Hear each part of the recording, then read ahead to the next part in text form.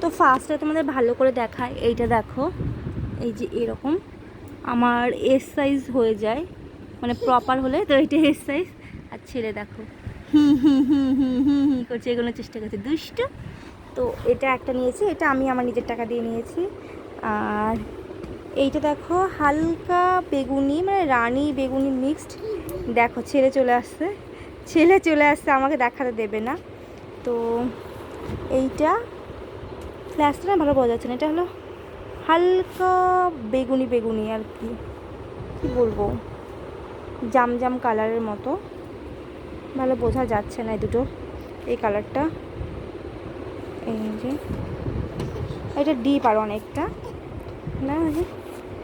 আর এটা হলো yellow, mustard yellow যাকে বলে, ফ্ল্যাশ অফ করে দেখো, এই যে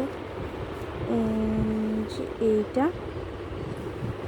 তো এটাও প্রপার কটন কুর্তি, আমি বললাম তো পিওর কুর্তি, মানে পিওরের কুর্তিগুলোই আমার দরকার।